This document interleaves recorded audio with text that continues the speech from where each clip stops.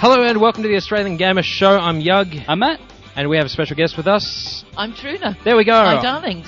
Hello.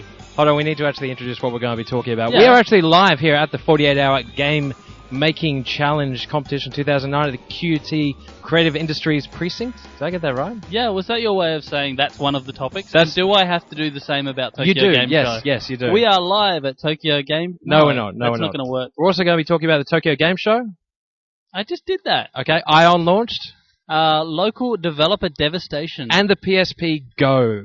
So we're going to Yeah. be talking about a whole bunch of stuff, but Seeing priority, you I would here- imagine, would be the 48-hour gaming competition. Yes, Is I that agree. my cue It's your- to yeah. come in? Oh, Yes, God, I'm it just is. so fascinated by listening to you two guys go on. Welcome Welcome to the 48-hour game making Thank you. competition. I feel welcome. There's- If I turn around, I can see 17 teams beavering away furiously. They've got 3 keywords. They've got one of them is 48 wombatting. hours to make a playable game. Indeed. One of the words is not wombat. One of the words There's giant. is... There's Love, Giant, and Storm. Yes. Yes, see, My I paid favourite's the attention. love one. Love is interesting because if you take Storm and Giant, you give them kind of a dark, brooding theme, but then you've put You've got love in and you've got to love, throw I you've know, thrown I know. it. I've seen little fluttery hearts happening Nice. on I've seen people's a giant screens so already. far.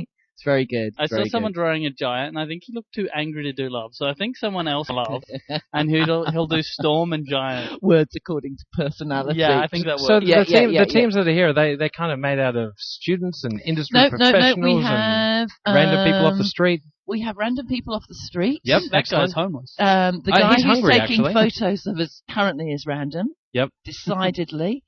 Pretty much we've got representatives from the major kind of city tertiary institutions. Yeah, we'd have a lot People of who are students just here, wouldn't we? random. Yeah. And then we've got our professional teams, Yep. and we've got our semi-professional teams. How who do you the be aunties, semi-professional? the aunties decided that they didn't need to compete against the big mean boys, Right. and they could Yeah. stay in the nice playground. Nice. Yeah, stay in the little pool. Stay in the kids' Well, pool. we think 'cause that the big kids, we think the big kids might be playing a bit hard and tough. I think- Good. Yeah. This isn't some wussy game here. Yeah, this yeah, is full on. no, this is People, serious. This the is whole, serious, the whole guys. point of a 48-hour gaming Yeah, competition is people aren't supposed to sleep ever.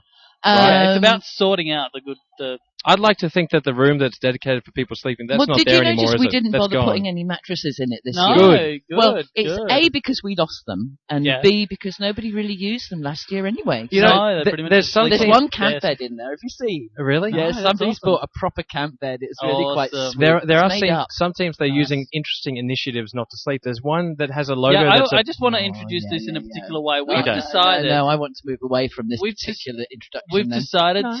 to score this whole thing, the event itself. Well, I wanted to, but apparently I'm not allowed to just change the rules of the No, you are, competition you and are, win. you are. No, Oh, I adding mean the new whole, the competition. actual competition. Right, okay, yeah. I wanted to score it based on the logo of the The group team with the competing. best logo. I just wanted to give it to the best logo, but apparently I'm not allowed to do that. And also that would be decided now, and there'd be no point in everyone staying here for another 48 hours. 40 40 hours. hours. 46. 46? Whatever. So I had a bit of a look, and there was one logo that I didn't notice particularly. There was one that was a cute bear thing with a Curious skull. Bear, yeah. That, The that one professional for team. me. Yeah. That was one of the professional team. That impressed me. Then I saw a Mudkip, and I was impressed with the Mudkip for a while Oh, until realizing God. it's just a 4chan recolored. Yep. And then so that I lost interest in that.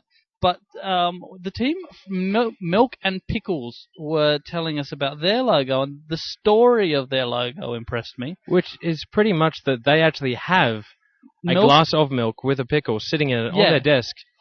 But even better still is that the person who sleeps first is the person that has to eat and drink the milk and pickle. And the longer they wait, the worse that's going to be. Yeah, so at first we saw that, and they're like, we're like, haha, who's going to eat that, haha, and they said, whoever sleeps first, with this tone of like, of commitment. I was impressed by that. I thought that was nice. So quite a few of the teams have, It's serious. quite a few of But the teams have we've stay been a lot awake. more efficient this year, Matt. Yeah. We've actually got emergency contact numbers for everybody. Oh, really? Yeah, In we've case been a of, bit ad In hoc case in they previous die years, from eating the but pickle now and we're the milk. actually completely relieved because we think something might end up being very, very sick indeed from the milk and pickle thing.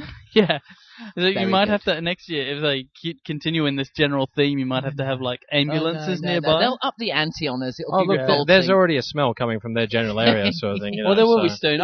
You can't put a pickle in milk and expect things to go well. Not really. It's not going to go well. So at the end of the 48 hours, the teams will hopefully have finished their games, and we'll have the judges this year that'll be coming in and actually judging the final. I just wanted to say something without sounding either trivializing or sexist. Yeah. There are a lot of women here, and a lot of them are really hot. Oh God. I think. No, but there are actually really quite a few women here. Yeah, I noticed most of the teams have female representation. Yeah, pretty much. And I'd say, I mean, it sounds pathetic when you say, look, there's one woman per team on average. There almost is. Yeah, there's a couple with two. And there's a couple with none. But if you think about previous years when there's been like one wee lass. It's been a sausage fest. Lasses at all. Apart from the noble Becky, who is Chen's backup. There have been a few around. We actually know. We know at least two of the ones who are here. Hopefully at the end of it, the smell will be a little bit less than it was last year. So. Yeah. Although I have heard that people require passes to go out. Is this true? I've been told that people aren't allowed to leave. We've got showers. No. As in, when there were people actually coming up to the door and, am I allowed to leave? Am I allowed to go out? I'm not sure. Am I supposed to get a pass? What's with that? Are you trying to lock people in here? No. The rules are that they've got to maintain a presence. All right, so they can't all leave. And it's like the pirate code. You know, it's more of a guideline. More sort of. But we thought it would be fun. Yeah. You know, that's cool. So there's got to be someone on deck. On deck. And last year's winners were completely cavalier. They kind of took themselves off. They had a really nice meal at a restaurant. I think, they maybe went home and showered and changed, and then they came back and they won. They're just and overly they beat confident. everybody. That's just rude. I know. So we actually set the system up particularly with them in mind. Yeah. Very nice. So that we could go, all right, so if you're going to beat everybody this year, you can at least do it dirtily. Yeah. Slum it with everyone else. Yeah, absolutely. At the very least, you can't be like human beings for this weekend. That's not the point. Exactly. Yeah. Being utterly relaxed and kind of doing it with style. No. I also wanted to thank you for the badge. I noticed you've got it kind of beautifully placed. Yes, I've put it on my crotch because I think if there's anywhere a 48-hour gaming do you get it often when people look at your crotch and go, that's really small. What is that? I can't read the writing. Yes, I do. And on that note, I think we've got actually a star-studded podcast. We do. Tonight. Studded with stars. Yes, we're actually going to pass the microphone over from Truna to one of the special judges who's come in early and is cheating, I think. John Passfield. Special judges. It makes it sound like pulled out of the Endeavour Foundation. It's the chief judge. You're the chief judge. The other judges are, I know Mick Gordon, who is the guy who wrote the podcast music that was opening this show. And he is one of the judges. Yes, he did the music for Need for Speed. And can I also say he also did the music for an Uwe Ball movie. He did. Yes. And I don't House of the Dead. House of the Dead and Postal. Yeah. And on one side I'm like, man, that's great. That's really successful. Gary Coleman? Yes. He was in it. He was in it. Yeah. Yes, that's awesome. And there was also full frontal Dave Folman nudity, which no one needs. Dave Foley, you mean? Foley. Yeah.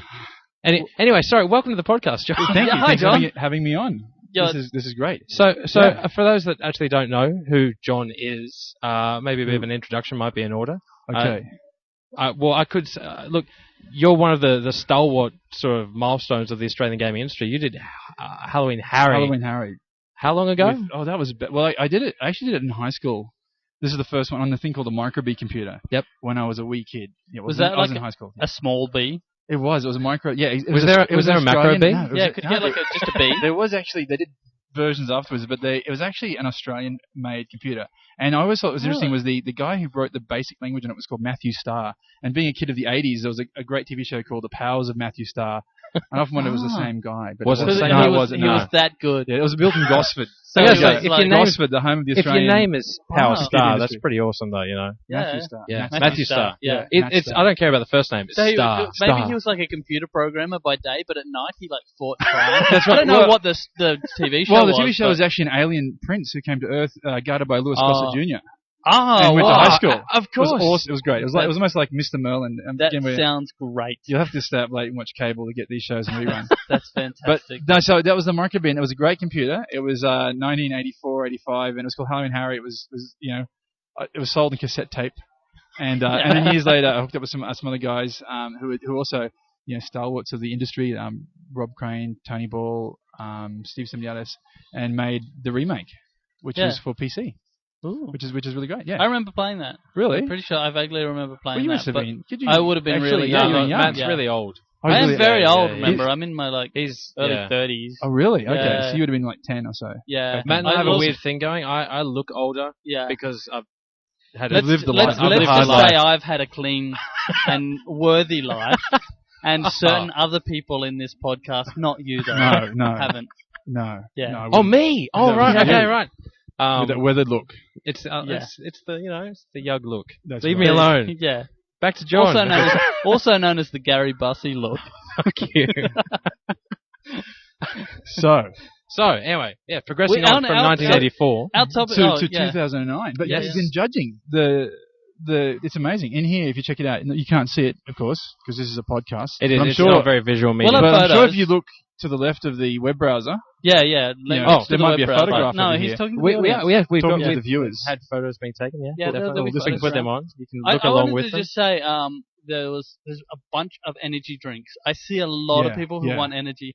I see a couple of cans of LOL, which I like. I think that's respectable. Pasito is But does this Really? influence There's a your cans of judging? Pasito, I Does think. that No, influence? I was going somewhere with this. Okay. I did see one can of V that was in a laptop, which is not where it belongs. Right.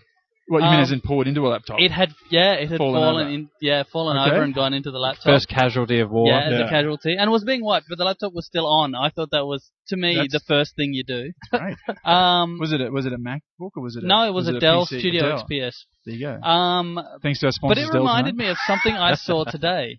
And V. And I V. went out to lunch, and I went into a bar. We had a steak lunch at Hotel LA, and they now sell a can of a new energy drink Called? called Pussy. I don't see. I am not joking. And it's just a white can with the word pussy on I the had top. to catch and a coat myself. of I was arms. about to say, I don't see. There actually is a Hello Kitty never mind. toaster down in there. Yeah, And you I was make Hello impressed by Kitty. that. So maybe Hello Kitty and a can of pussy first That thing in would the morning. work, but my first thought was not in a cat direction. Hello, kitty. My first thought was not in a cat direction. It was Toasty. more in a... But then I mentioned that to the people I work with, and we spend a lot of time making really bad jokes. I you do. didn't mention at the time, but I will now that... Where is this going? Well, necrophilia was where I was going with that, which is kind of like crack open a cold one, kind of. Zombie drink. Oh, Yeah. so, okay. A zombie yep, drink. Yep, yeah, I Yeah. get that. Okay. That sounds like, because zombies aren't, we haven't got enough zombies, I don't think, at the moment. No, Though Though there there's is a a good good zombies zombie movie. coming out. Zombieland. Zombie Nation. Zombieland. Zombie Nation. Zombie Nation. It's the one with Woody Harrelson. Woody Yeah, Harrelson. yeah. It looks good. Best And works since some Cheers. really hot chicks as well. Of course, it's a I know, zombie movie. There's got to be hot chicks in there for So you they to- can get eaten. yeah, and stuff. Yeah. There's so many things I could say about this, but I'm not going to go there. Yeah, no, no, come don't. on. No one's going to listen to it. Don't worry about it. Yeah, don't worry. No, let's do this. Listen to this podcast. Hi, We Mum. should actually get kind of back on topic here. There's- And, Tokyo yeah, Game we just Show. put it out. no. Oh, whoa. I What want we're to talking about? skip ahead. The Actually, PSP No, going. one PSP before. going nowhere. One before, which is the local development industry. Yeah. And throw this this is on him. Oh, is that okay if I throw this No, on yeah, you? why No, not? this is actually- a serious Yeah, thing. So serious. we're not, You've told me things joking. tonight that I didn't know of, and I only found out there was a tsunami. Huh. Like yesterday. And There was a tsunami? Do you mean the Boxing Day one? No. Like- You mean the It's been website? years No, that's There's a new your one. No. No. But it's see, a I've bit out of been there a bit over There the was a years. tsunami a couple of days ago that devastated Samoa and Tonga, and for some reason Fiji appears to have been unaffected, but I need to look further And I into had that. a friend who was over there doing like relief work, the Yeah, medical. there were Yeah. Australians and killed. I called, but she got back a week before, thank God. But yeah, last night I think it was Indonesia was hit by another one, and it's Really? yeah, fucked them good and hard. I think it was a. So you seriously didn't hear of this? weird. either? You weren't. No, because weather I was. stuff. I've been. I vague no. I guess I'm probably pretty bad when it comes to news because unless there's an You're actual pretty video bad of with it, the I'm world not really... around you. No, that's not true. But Yes, I it watched the is. video feeds and things like that, and when it hit I just didn't really. You're I very didn't see any big crashing wave No. videos. Well, Sort see, of thing, I so was. didn't pick up on it. See, maybe you're living in the Hollywood world because when I was in LA many years ago, there was a plane that crashed in Florida and people were eaten by alligators. And being in LA of all Well, places, this Yeah. is- As in, they crashed into a swamp, and then it was the alligators news ate them. everywhere That else, sucks. except in LA. In That's LA, bad the leading luck. story in LA was Gary Coleman, our friend from Yeah, UV Postal. Bowl. Yeah. he'd apparently ran his car into a signpost or something, and that was the big top news in Hollywood. So Hollywood's very insular, and they don't really look outside of Hollywood. That's quite bizarre. Yeah. Maybe that's the world you live in. Can I just say for the record how much that sucks that you could survive a plane crash? Get out of the plane and go, oh my god, what a miracle. Yomp. And I always thought alligators were fairly harmless. No. Very not. Didn't the guy from I don't know where you get that from. have one in his boat? Used to live with him? Crockett and Tubbs, isn't it? He had an alligator. Can I just say, John, not everything on TV is true, okay? Okay. Yeah. Okay. Some of it's make-believe. Okay. All right. But yeah, there's basically been major cullings at a lot of local developers. This is the thing. Just this week, and it kind of it feels like it happens in waves, but some of the big things was Transmission Games have let 30 people go. Fuzzy Eyes have let the rest of their staff go. Red Tribe have let majority of their staff go, and they're down to about 12 people here. And even THQ, there's been some designers that have left there. It's all of a sudden over the last 2 weeks, there's just this. It feels sudden because usually we hear about this. We'll get emails from all the people and stuff like that. And there's often notification that things are iffy or that there's problems. Yeah, and this there's kind of been this steady sort of not really positive feeling in the development industry sort of thing. Is that still going that way? What do you think, John? Well, look, as I said, I've had my head down. I haven't really heard these stories, but given the fact that we're coming out of the global financial crisis, I guess this sort of stuff wouldn't surprise me. But I spoke to a friend of mine who's an agent and in America, and he was saying, for them, business is starting to pick up. So I think we're seeing a recovery happen. Yep. So it would be a shame that if we're just suddenly riding this kind of possible recovery coming back in. Just as things are getting better. Yeah, and then suddenly people kind of can't us it out. That would be a real shame. But there's also a difference between, where financial earnings are based in the past and looking to the future. I think that we'll probably see, even if the economy gets better, we'll see the businesses get worse before they get better. Yeah. Another thing I've heard, that's just speculation on my part, and I don't know anything about it. The thing that I've heard is that a lot of companies are actually using the global financial crisis as an excuse to make redundancies they wanted to do anyway. And they're able to now just go, times are tough, we had to, whereas they didn't actually have to, they chose to. Well, a lot of bigger companies, I'm assuming, like the bigger American companies probably do have a lot of fat they've collected over years and would look at an opportunity to get rid of it. Costs also have gone up. When you look at a PS2 game, the costs have upped up, like, Tyler the Tasmanian Tiger. Yeah. When we made those back in the Chrome days, we're talking in the low millions, whereas now you're talking, 10 on some of the, Activision spending on their titles, PS3 titles are huge, 20, 30 million or more. Yeah. Go on. I was going to say, the other thing too is you're also seeing too in, like even the casual space, which is booming quite a bit, but the cost of games there, it used to be $20 you'd release a game for. The developer would get a royalty on $20, but most portals are now selling for $6 or $7. Yeah. So, you effectively had your royalty stream cut by a third. Yeah. So you can't, the profit margin has gone down. And I see now, me personally, I'm buying games on my iPhone, playing more games than ever, but I'm spending $1.20. Yeah. So I'm no longer spending $60 to $100 on games. I think. So my money is going elsewhere. So I imagine if that's happening for me, I imagine it happening to other. Actually, I think that's really true. Actually, it's something. Me and Matt actually got iPhones at the same time. Yeah. I think a week or two ago. And you're playing Clucket, I hope? I am playing Clucket. Yeah, Clucket actually, awesome. the very first thing I did, and without any thought for exactly what kind of bad financial situation I actually am in, as in I had no money at the time, but I still went on and bought about $50 worth of apps and programs and videos. Yeah, I bought I'm just like, I only bought one game. I bought a bunch of productivity stuff. I just went nuts. And not jumping forward to the PSP Go situation, but if I was looking at buying a console for my kids, I'd be getting them an iPhone or an iPod Touch, because actually it's cheaper in Australia it's cheaper than a DSi, cheaper than a PSP Go, and you buy a $20 gift card or $30 gift card. I know that there's lots of great kids games on the iTouch for a younger kid, like the Barbie games and stuff, and princess games for my little daughter, and she can try them out and buy them $1.20, $3, $4. It's such a big difference of paying $40 for a shovelware, Barbie game on the DS. Or trying to explain to your kid that the latest Pokemon is exactly the same as the last Pokemon, and it's a waste of your money. Now, John, you're one of you're involved in Three Blokes now. Yes. The group that Brainiversity was the one that came out. Brainiversity 2. Yeah, that's right. Yes. But you're talking a lot about iPhone at the moment. To put you on the spot, is there anything in the works out there? We've got Brainiversity coming out on the iPhone. Yeah. Yeah. So okay. we've done. We worked with Rob Crane, who was one of the guys we mentioned back in the early days. He's done the version of that, and that's coming out soon. Okay. But really, our focus isn't the iPhone as a company. We're really focusing on casual and social games. Yep. So that's and where we're looking. How are you actually finding that? I mean, we're talking about the iPhones or the microtransactions and people actually jumping up on that. What about things like, not really, and they tend to be kind of overlooked by a lot of your hardcore gamers and things like that, like your Facebooks or social media games and things like that. How are they actually? We were talking about Farmville has over 50 million players. 50 million players. 5 times more than World of Warcraft. But as you pointed out, they're not all subscribers, though. Yeah, exactly. You don't have them paying $20 a month to play. No, but it's an awful lot of people to kind of have a relationship with. It's an awfully large base to sell stuff to. Yes. Well, what we're focusing on 3 Blokes is obviously casual. So we've done, not just for anniversary, but week or two before that was launched was Jewel Quest Mysteries 2, which is still in the top 5 in the US in the casual chart, so it's doing really well. But our focus, what we want to do is we want to have a relationship with the customer. And the social games, again, the business model, you can do the math and multiply 50 million potential players. We're talking about a game here that is the equivalent of like a Transformers 2. It's not in terms of quality, but in terms of quality. In terms of quantity, So not every game is like that, but there is potential there to earn money. But the most exciting thing beyond the revenue model, which is still kind of being discovered and worked on, is just the fact that you can launch a game, and we've done this with Braniversity and our new upcoming game. We're doing the same thing. Is you reach out to your customer, you get feedback from them, and rather than going, okay, we made a mistake with the gameplay, another 2 years' time we'll launch a new one on CD. We tune it that night, and it's next day they play, it's fixed. So we can change icon shapes, we can change mechanics and balancing. But the best part is we then have a relationship with that customer, whereas even with the downloadable portals, it's often cases you don't interact with the customer. It's still through a third-party sort of thing. Yeah.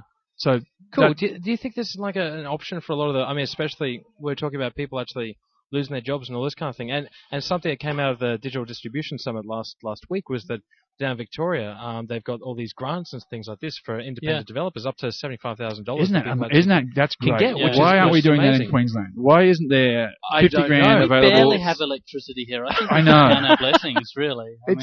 That's my big bugbear. I think that there's so many amazing people in this room here tonight in the professional room that if Curious Bear Productions, for example, 50 grand is not a lot of money to a THQ or an Activision or whoever that'll put on their drinks, beer o'clock for but to for 1, 2, or 3 guys sort of thing that are working on something solid for 3 months to try and get out there. What you're doing is you're people who've got entrepreneurial spirit, and it really is a fuel to help them keep going and get things to market. And I'll tell you, when you're doing it for yourself and it's your own money, and any help you can get is great, but you really do put a lot of effort into what you're building. And you are quick to, I believe, react to feedback. If people say it's not quite good enough, you will react and change it. And because it's your money on the line. Yeah. What really interests me about the casual games and the kind of the lower barrier to entry things like the iPhone and to a less extent the DS is the revenue streaming and the pricing that comes from them. For example, I know... what's the game? Flight Control, yes. Flight Control, now... Which is a bit of an anomaly, I guess. $1.20, great. It's huge. And I wonder, though, apparently they're bringing out a DS version. Yeah. But how do you price that when it's an iPhone, when it's a DS game, but it's people a DS game people are used to paying $30 or $40 or $50 for, but it's an iPhone game. Like, it's from the iPhone, then it's worth $1.20. You know what? A similar one is Grand Theft Auto Chinatown Wars. That's the opposite. Is actually it's been released on the PSP and the DS, and it's also coming out on the iPhone. Which and they can't charge $30 on the iPhone. No, it'll have to be $4.99. Or maybe $9.99 as a premium title. Yeah. But I know there are silos between gamers in different divisions. Like, you can get back to casual.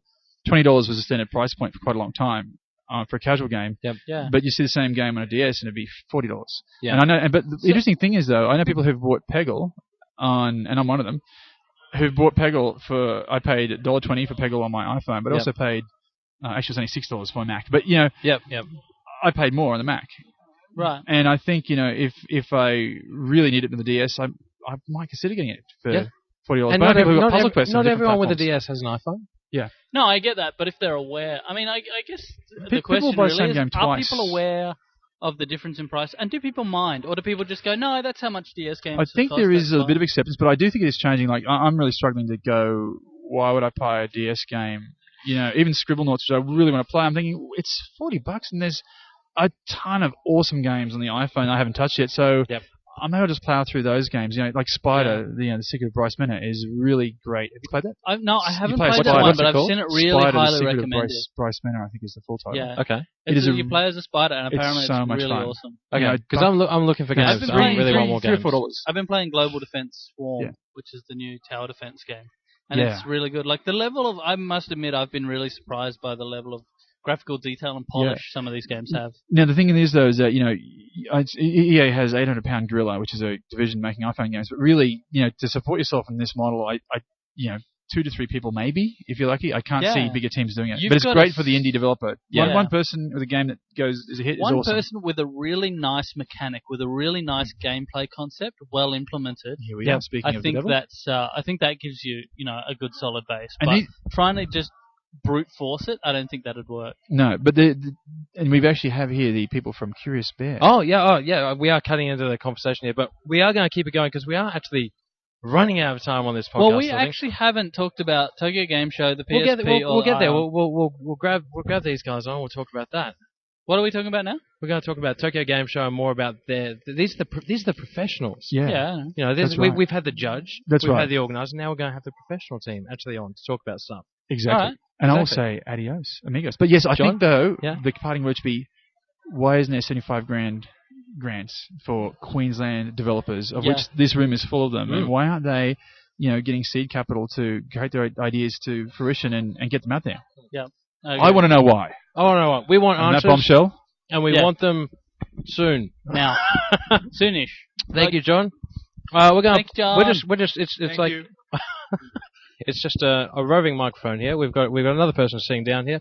This is Morgan Jafford. How you doing? Hello, Morgan. How you doing? Very good, very good. You stole my iPhone. John took my iPhone. That's right. John what is the level of iPhone penetration that we have? That's what that he wants payment for talking as well. It seems. Close to everybody. I'll pay you later. Yeah, I know. I think there's 2 people left in my office who do not have one.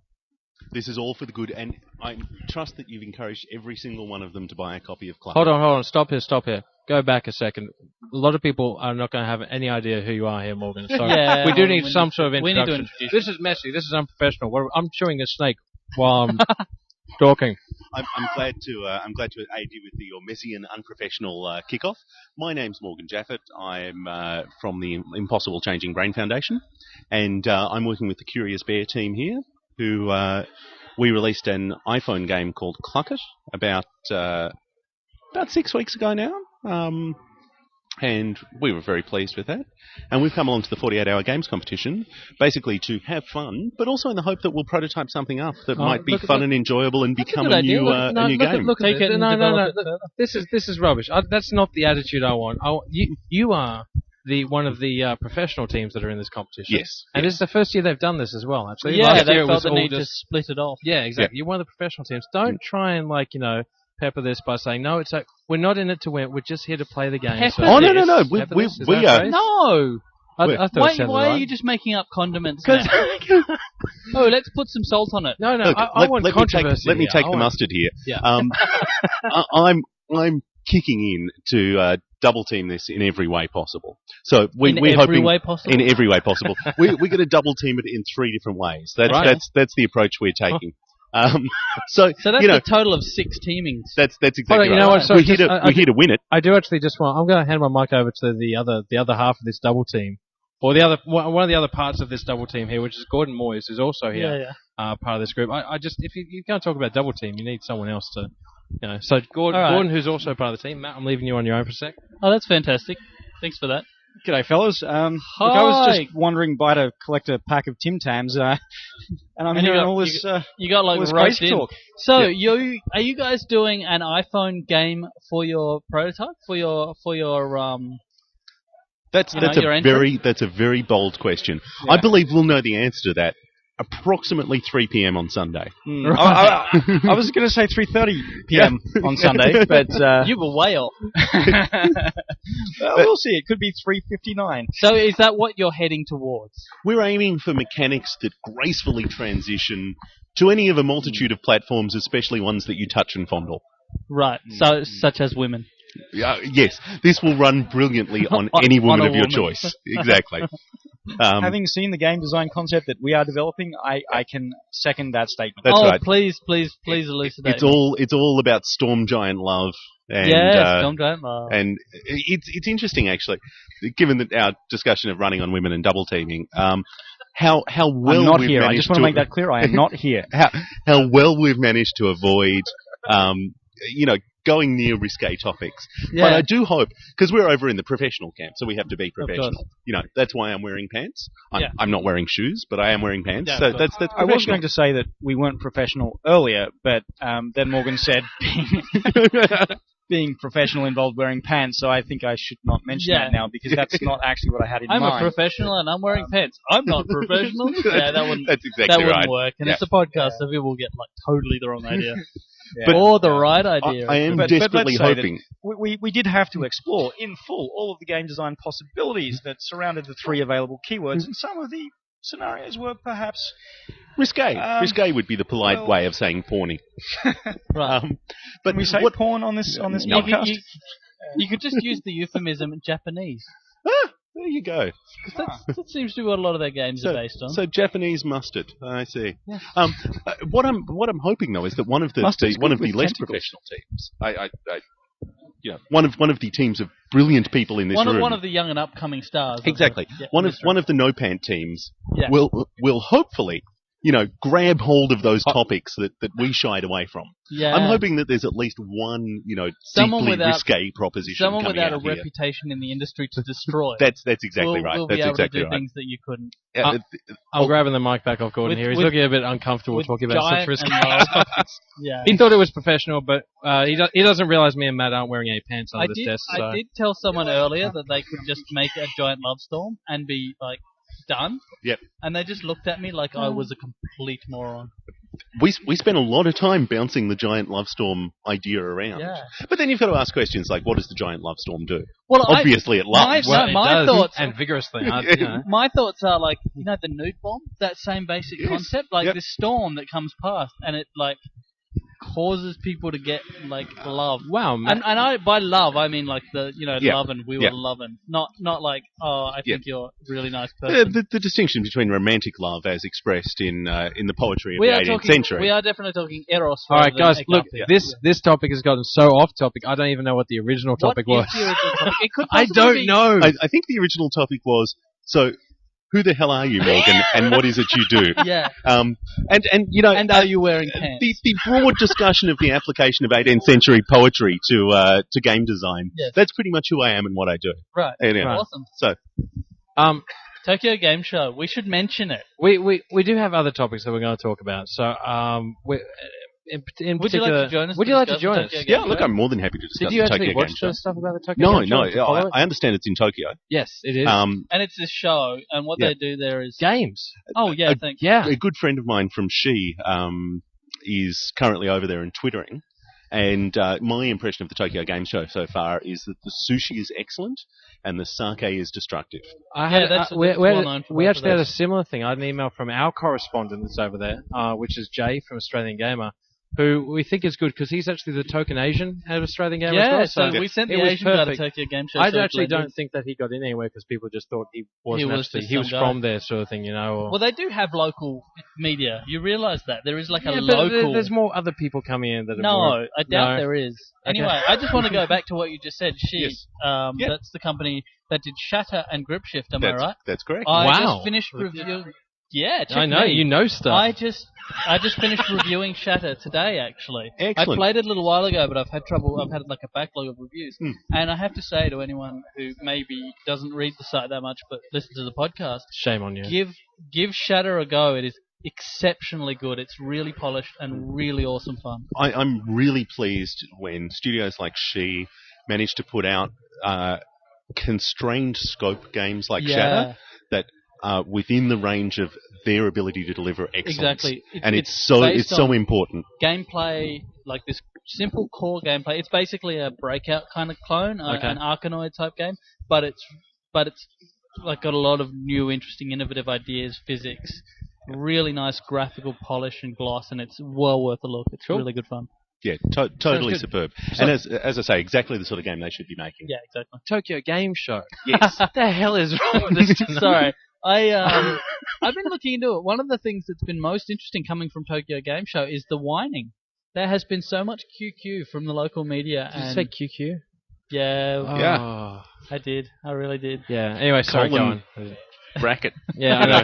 Yeah, it doesn't work when you talk. Podcast's a shithouse for that, you know? Anyway, there has been so much whining from from the local media, particularly about how small the show is. In fact, the head of Capcom was whining as well, and basically saying that the industry's dying, the show is dying. But by the way, come and play Dead Rising, it's awesome. Yeah, of course. That was pretty much his theme. This is the worst year ever. Not the worst year ever. There was that whole thing when Atari, released an enormous amount of ET and fucked the industry completely. Also there was the Black Death.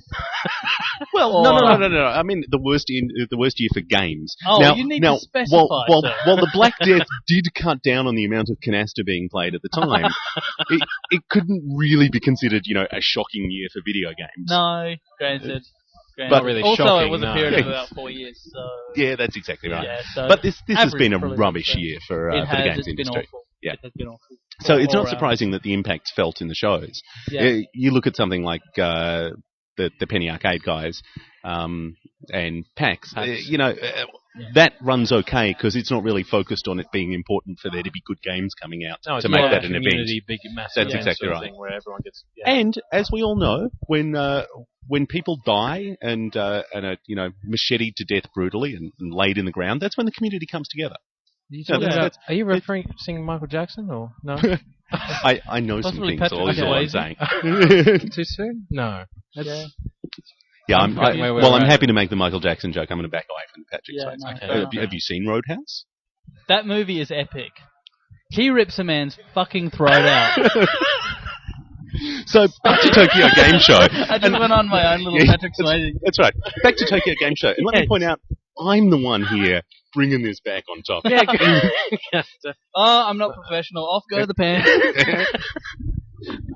Is there anything else that we particularly want to talk about Tokyo Game Show? Because I didn't actually look at that much. There was actually not that much there. It was mostly the games that we knew were coming were shown a bit. More footage and new stuff from the games that we already know about. There wasn't a lot. One thing that was interesting was that Microsoft basically showed a list of people who are supporting Natal, which is now confirmed to definitely be coming next year. Yep. The list, I won't bother listing them all because that was everyone. All right. They're getting really, really widespread support for Natal development, which could really speak well of it. If they do what they're suggesting and make this the platform, so that it comes with every Xbox sold from that point on. Yeah. There's a really bad history with bolt-ons and accessories having success and market pickup. Yeah, there is. However, there's also a couple of standout success stories, and Microsoft's clearly read the playbook and knows what's necessary to put a push behind it. Guitar, I remember there was a known fact: you could never sell a game that required a peripheral. Yeah. But you look at Guitar Hero and they're wrong. Look, exactly, Guitar Hero, SingStar. The interesting thing is this playbook was mostly built by Sony. Yeah. And Sony are not playing from it nearly as well at the moment. No, they're really not. No. Microsoft are on the ball. However, Microsoft have a great history of dropping the ball mid-play, as they did with Xbox Live. Okay, you're referencing this to like sports sort of thing. Oh yeah, I know all about sports. I am a sporty guy. You look at me, and I may have no pants on, but I look like a man who knows about sports. You can get away with it too, because you're on the podcast. You know fully well who you look like, don't you? I have a feeling there's going to be a reference to somebody else who died this year, but then came back to life. Really? Oh, who do I look like? Jeff Goldblum. That's the man I was talking about. Oh, yes, that's what I heard about that. Died and come back to life. Yeah. He was also reported dead in the middle of that whole conflict. Yeah, anyway, look, let's. But I'm glad I was able to go the expected. Yes, good. Yeah. Is there anything else from Tokyo Game Show we particularly wanted to talk about? No, but they had more Bayonetta and Bayonetta rules, and I played it last weekend and I loved it at Gen Con. Have you heard of Bayonetta? Yeah, yep. It's Devil May Cry with the girl. Yeah, Devil May Cry with gratuitous nudity. Not as gratuitous as Wet, though, from what I've heard. Well, Wet has no nudity. I've been playing a bunch of Wet, this probably should have been a topic. Just as a warning, it's shit, move on. Really? Not even for TNA? I used to work for A2M. Friends of mine worked on Wet. I'm really pleased that they've managed to do a big, high-profile original IP game. What I meant to say was that it's really okay. solid. I'm going to thrash you afterwards, but not on air. Yeah, of course. Again, I look like a sporty guy really for cool everybody ideas at home. and some really cool styles, but some of the gameplay decisions that were made were clearly made by someone who was retarded. He may have walked in and just smacked his head on the desk. I'm sorry, Abby, and everybody else who's responsible for making those decisions. I do not condone or otherwise reflect. So moving on, Tokyo Game Show. By all means, I think bash him. Come on. I think we were done with Tokyo Game Show, and I don't think we bothered talking about Ion because Ion launched. Let's move on. Okay, fair enough. The only other thing we were going to mention was the PSP Go. PSP Go, and that's interesting because it ties in with some of the sort of downloadable and and casual and so on. Aside from the fact that everything is downloaded, there's no UMD anymore. There's also something called the Minis on the PSP. Half of the games, it seems, that are coming on that were developed by. You better be going somewhere with this because were developed by Brisbane studio Halfbrick. What? There are a bunch of little games developed by Halfbrick. I actually saw Chenille talking about this just 3 days ago at the Digital Distribution Summit in Melbourne. And Chenille's approach has been really clever. Halfbrick have a huge amount of stuff both on the Mini. Are these all the XNA games? Yeah, and the XNA games. Now, the XNA games, of course, that we can't look at because we don't get that in Australia. Because this is although past backwater, Yeah, that's exactly right. Because Microsoft is trying to pick up the ball from Nintendo in screwing the PAL territories as badly as they possibly can. They're fighting over that. Oh, yeah, look, exactly. I was just reflecting yesterday how much the fact that Rare was a UK company actually made a massive difference in the Nintendo 64 being a success in PAL territories. Because they did the extra work and pretty much nobody else did, to be frank. And, of course, N64 did much better over here than a lot of other territories. Things have gotten better, I have to say, a little off topic, but things have gotten better since HD. Since the consoles were no longer NTSC and PAL, that's true. That's made a huge difference because we no longer have that conversion process. That's exactly right. Look, and things are a world better anyway. Mostly we get most of the games, we get them released mostly at about the same time. Yeah, partially just because the whole industry is so much bigger now. Yeah, that's very true. We don't have as much to complain about anymore. No, but we still have plenty. Hence, we have a site. That's exactly right. Now we have the internet, so we can complain louder, which is good. Which is good. And which is kind of the basis for everything that we do. I want to get everything we've done back on track. See, I'm doing it now. With the PSP Go, it got released on October 1st, which I believe, as of today, is yesterday. Yep. I don't know if it's available at EB yet.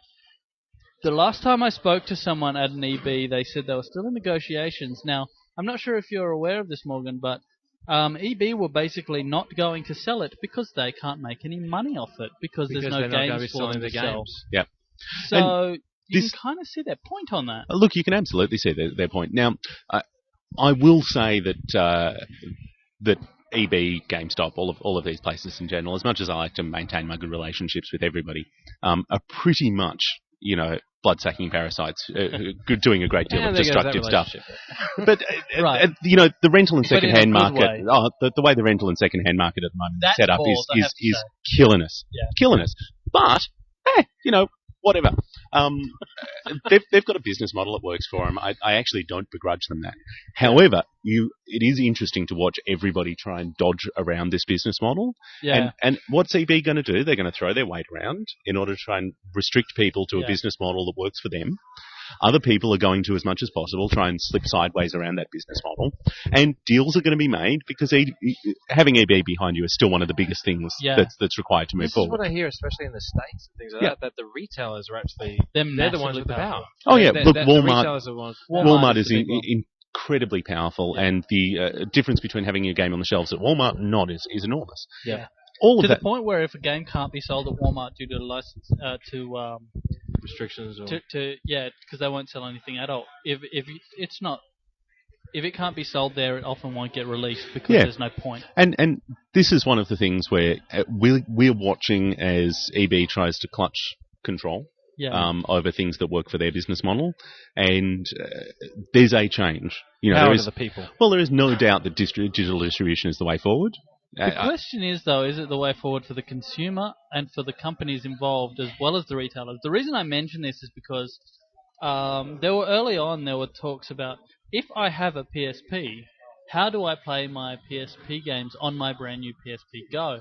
And Sony apparently had this system in place where they were going to allow you to copy your games onto your PSP Go. Yep. And basically you would send them your PSP UMD card, and they would credit you on the store to download that game. Scrapped. You do not have your games anymore. You no longer have access to them. Sony. Well, and this is a big part of the new world of media, is that the record companies got really, really excited when they realized they could make you buy everything you had on vinyl on CD, and everybody did. And then everybody started buying movies on DVD like crazy. Everybody would love to sell you stuff you already own in a new format. Yeah, absolutely. That's exciting to everybody. Nintendo have been doing that for about 20 years. You know, Nintendo actually are the one group that I really found at least stick behind what they say, because they've been saying for a long time, no, we won't let you have access to pirating all of our old games. You know, all the Atari 800 games are out and available for free download, and nobody's stopping them. And Nintendo pretty much sent cease and desists out to everybody who hosted that sort of stuff. Yeah. To be fair, they still use those IPs. Yeah. You know, they show up as mini-games in Animal Crossing. You know, they show up as plugins for the DS. Yeah, that's true. They still continue to profit from their catalogue. Yeah. It's not the way I would like things, but it doesn't seem unreasonable. It's consistent. I think there's going to be a lot of give and take and push and shove between consumers, retailers, and producers of the content until we get a model or a series of models that kind of work for everyone. And I'll be interested to see how much the consumer, particularly, who is, of course, the least relevant part of this, gets shafted in the meantime. Well, the consumer's the most relevant part of this because they can vote with their dollar. And to a large degree, I think people have been voting poorly with their dollar. I agree. And we're seeing some change. Yeah, I don't trust consumers, though. I mean, they all went and saw Transformers 2. You know, I just don't trust people. And they bought the I really game. don't. Not anymore. Over time, I think the right things fall into place. You know, I'm a big believer in platform holders having, you know, gateway controls. It's one of the things that makes it possible to release a game on Xbox Live, for example, and profit. So in balance, these are good things for developers, because obviously if there's no way for developers to eventually get cash, this is part of the reason the PC platform's dying. Yeah, true, you know, true. Piracy is rife, and that's destructive to our ability to actually, you know, release games on PC and make a profit. Cool. Well, look, I'm going to have to cut you off there because we've gone. It's half-hour podcast. It's gone for 45 minutes. Awesome. Morgan, thank you very much for joining us, and Pleasure. good luck. Because if you don't, then no, you're I'm going to look awfully silly on this podcast, aren't I? Given how much smack I'm talking about everybody else. Great, yeah, that's right. Yeah, you heard it. Yeah, it would be, I would think, unprofessional if he didn't win. He'll be taking his pants He'll off. have to take off his pants. I may come in on shorts on Sunday. Sunday, you're going to have to take off your pants, Morgan. Or Not win. that we want to see that. Or win. Or keep them on. Yeah, and everyone else right. takes it. Either way, there'll be pants taken off. Is this where we're going with this? Yeah, yes. No, I was just thinking that we should announce to these guys that we're going to have a competition for who has the best logo and that they get free stuff if they win. Just to briefly put that in, if anyone here is listening to this when we put it back up online, there is a competition for whoever, the team with the best logo. At the end. Not now. Will win something that I've forgotten. John Passfield had actually donated. They will win John Passfield. They will win John Passfield. For a week. You're very old. That's exactly right. No pants. But anyway, we're going to sign off, though. We are going to be covering the rest of the 48-hour gaming competition over the rest of the weekend until the 3 p.m. final. I'd like to also say Phil just turned up. Hello, which Phil. means he's going to be actually here to keep it going all through the night until the next morning. Is that right, yeah, Phil? he's going to be here all night. That is incorrect. How long are you sticking around? About 15 minutes. Well, Phil, you can give us a sign-off. Thanks for coming, Phil. Phil. Wow, just great to be here. Thanks, everyone, for tuning in. Thanks, guys. See ya.